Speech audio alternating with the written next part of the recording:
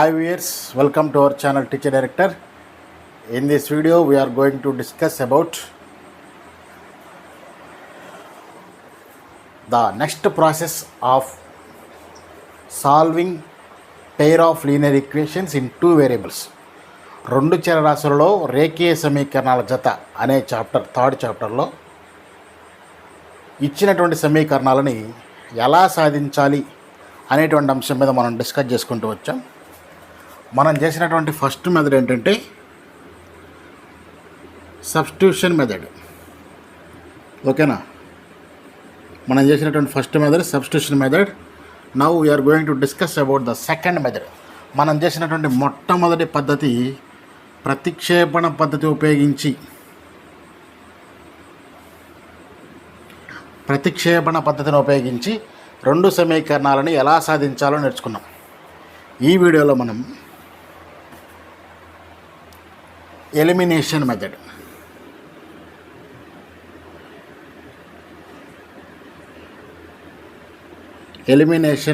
అంటే చరరాశిని తొలగించు పద్ధతి అంటాం. చరరాశిని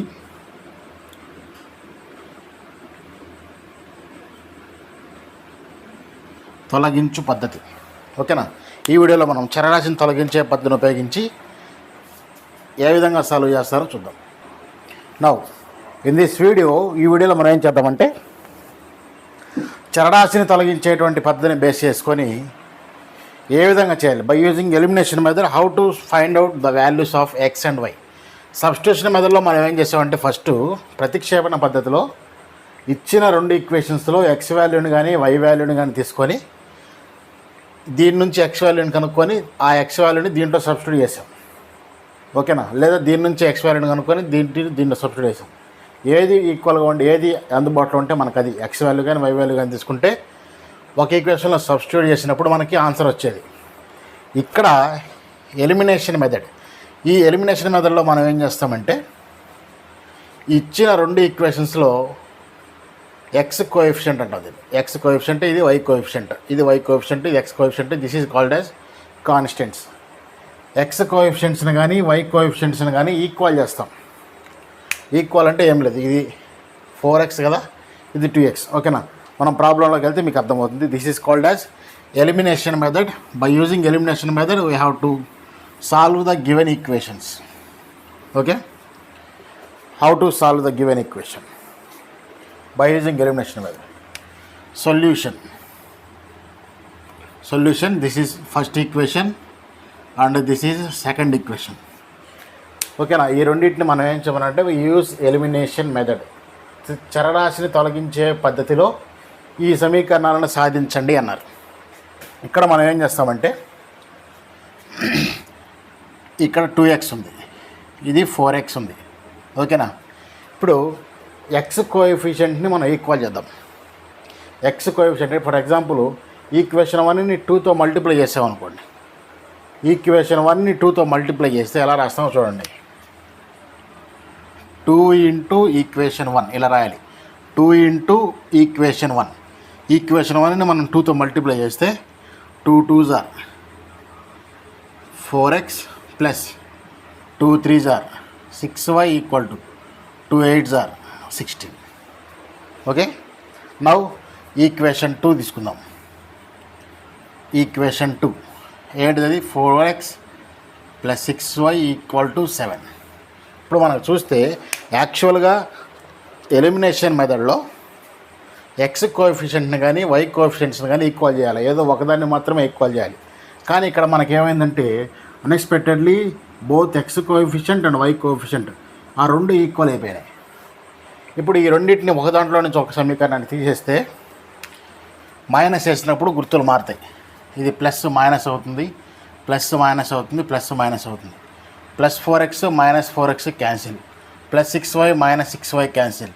ఇటుపక్క ఎల్హెచ్ఎస్ మొత్తం 0 అయిపోయినాయి. ఇటుపక్క 16 మైనస్ 7 9. ఎక్కడైనా సరే మన ఎక్స్ కానీ మనకు కావాల్సింది x values or y values. X value కానీ వై వాల్యూస్ కానీ కావాలి. కానీ ఇక్కడ ఎక్స్ వాల్యూ రాలేదు, వై వాల్యూ రాలేదు.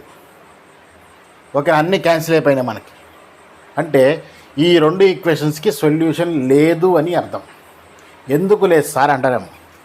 కావాలన్నా సరే ఎలిమినేషన్ మెథడ్లో చేసాం కాబట్టి సొల్యూషన్ లేదనుకుందాం. సబ్స్టిట్యూషన్ మెథడ్లో చేసినా అలాగే వస్తుంది. ఎందుకు లేదు అంటే ఫర్ ఎగ్జాంపుల్ ఈ రెండింటిని మనం చూడండి, ఇక్కడ రాస్తున్నా 2x + 3y = 8, 4x + 6y = 7. దీన్ని a1x + b1y + c = 0.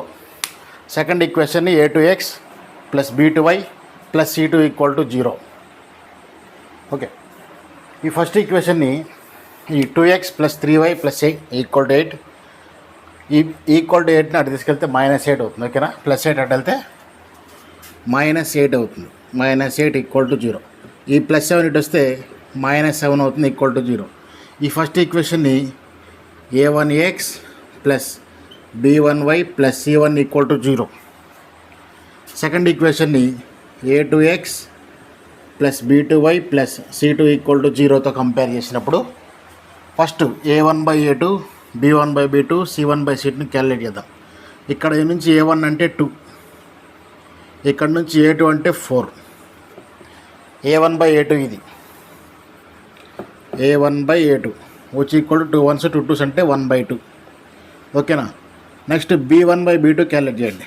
ఇక్కడ నుంచి b1 అంటే 3, ఇక్కడ నుంచి b2 అంటే 6, 3 1s 3 2s 1/2. నెక్స్ట్ c1/c2ని కూడా క్యాలిక్యులేట్ చేద్దాం. ఇక్కడ నుంచి c1 అంటే -8, ఓకేనా, c2 అంటే -7. అంటే a1/a2 = b1/b2 అయింది. a1/a2 అనేది b1/b2కి ఈక్వల్ అయింది. మనకు తెలిసినట్టు మీకు ఫస్ట్ వీడియోలో నేను ఆల్రెడీ చెప్పా క్లారిటీగా. ఈ 3 కండిషన్స్ చెప్పాం. a1/a2 = b1/b2 is not equal to c1/c2 కనుక ఆ కండిషన్ కనుక సాటిస్ఫై అయితే, ఈ ఫస్ట్ 2 రేషియోస్ ఈక్వల్ అయితే ఆ 2 ప్యారలల్ లైన్స్. ఆ 2 ప్యారలల్ లైన్స్ ఎప్పుడైనా సరే 2 ఈక్వేషన్స్ ఖండించుకుంటే ఇంటర్సెక్ట్ అయితేనే మనకి సొల్యూషన్ వస్తుంది, లేదా ఒకదానికొకటి డిపెండెంట్ అయితేనే మనకి సొల్యూషన్ వస్తుంది. డిపెండెంట్ లైన్స్ అయినప్పుడే సొల్యూషన్ వస్తుంది. ప్యారలల్ లైన్ అంటే ఆ 2 ఇంటర్సెక్ట్ అవ్వవు. ఇంటర్సెక్ట్ కానప్పుడు మనకి ఎటువంటి సొల్యూషన్ రాదు. అందుకనే మనకి ఇక్కడ ఎక్స్ క్యాన్సిల్ అయిపోయింది, వైవై క్యాన్సిల్ అయిపోయింది, 0 = 9. ఎక్కడ ఎటువంటి వేరియబుల్ లేదు. ఇక్కడ ఈ 2 ఈక్వేషన్స్ని యూజ్ చేసుకొని మనం ఎటువంటి ఈక్వేషన్ మనం చేయలేం. ఓకేనా, ఎటువంటి సాల్వేషన్ మనకు రాదు. కాబట్టి this is there is no solution. Solution is not possible for this 2 equation by using elimination method or by using substitution method, because they are parallel lines. Okay, have a look.